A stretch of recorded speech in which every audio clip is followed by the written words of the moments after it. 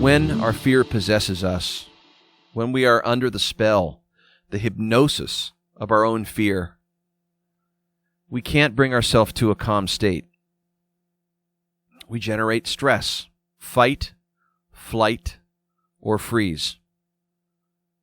And one of the ways to flight is to minimize the conflict, downplay it, and go to our impulses and gratifications. And just do whatever we want, do whatever we feel like. And it's a great way to deal with the threat, because in our eyes, it makes us feel free.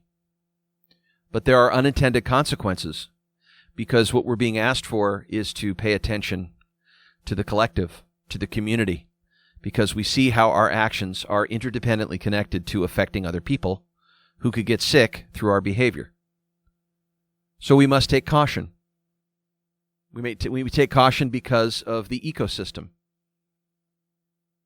And when we do, we organize out of our basic goodness for the greater good, our basic care and concern for the commons. So I sat down with my 13-year-old daughter, and I asked her, what does it mean to be in this? And the word that we kept coming up with was fragile. If you're fragile, it means you're breakable. Something breaks you in half. You're fragile. You're like glass. You could be broken. So if there's fragile, what does it mean to be anti-fragile? Well, anti-fragile would suggest the opposite. So then I started thinking, well, we got to be anti-fragile leaders, anti-fragility. How about anti-fragility fitness? Oh, there you go.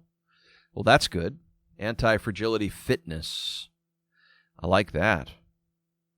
But that got me thinking. It's like being in an abused house. We're not sure where the attack's going to come from next. We don't know what's out there. And part of that's true. That's part of our evolutionary fear, which is we're in the realm of uncertainty. And we cannot see. We can't see in the dark. Right? But then there's that fear that comes over us, that quality that we intelligently try to protect ourselves, but it doesn't do us much good, because then we get under the action and the behavior and the decisions of that fear, you see. When that happens, it closes us off to possibilities and potential. We become fragile to making more mistakes, to get distracted by negative thinking, doubt. We get distracted by our own ignorance. And then when we're afraid, we resort to more decisions that aren't necessarily good. So the more that we put ourselves at risk, the more risk we put ourselves at risk. So there are 6 domains of concern. Change management is number 1. 2, stress management. 3, relationship management. 4, earnings management. 5, finance management. And 6, business management. So my daughter and I drew out a human being. We drew a picture, and then she kind of got a hold of it and formulated the picture of this human being, and we started at the head, C for change management. The ability to stay present, to be attentive to what's right here and now, to be mindful, to be focused. And within that change management process, we find ourselves needing 4 capacities. 1 is we have to suspend our judgment. These days, with so much news and so many social distractions, it's easy for us to inaccurately portray where we really are, what's really going on around us. And so in a default pattern, we fill in the blanks like an ad lib to our own mental model, to our own database, our expectations, our ideals, what we think will happen, our predictions, our beliefs. And all they are just beliefs. They're mental constructs. So the first step in change management is to suspend our automatic mind stuff so we can recognize things just as they are. And then we get into accepting things, accepting others, accepting differences, which is respecting.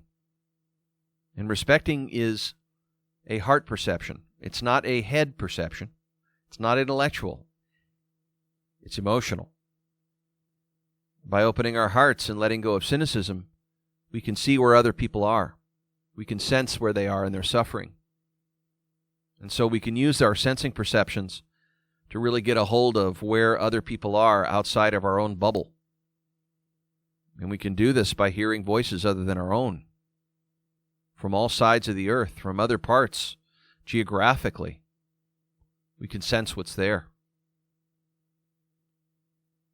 And that brings us to the choice to accept, to the intention of acceptance, that others are legitimate others, and to respect where they are, not where we want them to be. We have to hold an open heart and an open mind. And to do that, we have to learn to presence. Because once we see as things are and we feel and sense, then we can get a hold of maybe something that wants to emerge, where we can act from within the wholeness that we're a part of and sense where it's ready to expand. And so too do we ask ourselves, who do I want to be during all of this? Who do I want to be during all of this? How do I want to be there for others?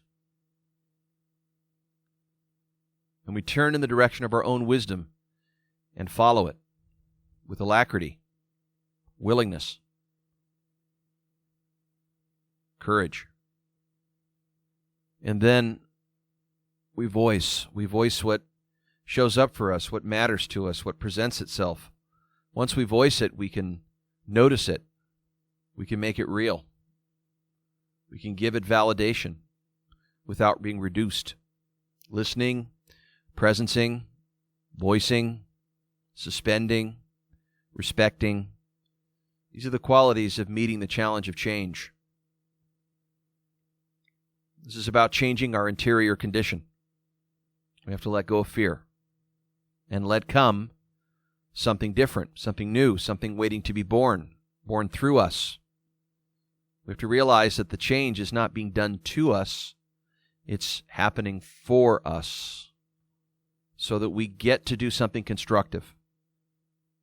We get to act from a place that can bring us closer to a larger sense of authentic being, of ourselves, our authentic way of being, our truth.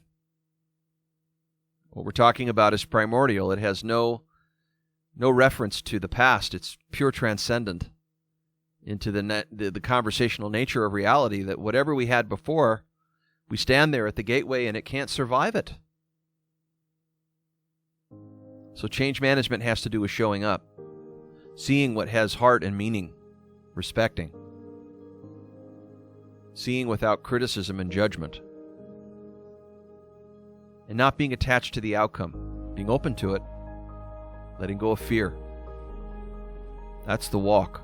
We know the path by walking. In the next audio, I'm going to talk about stress management.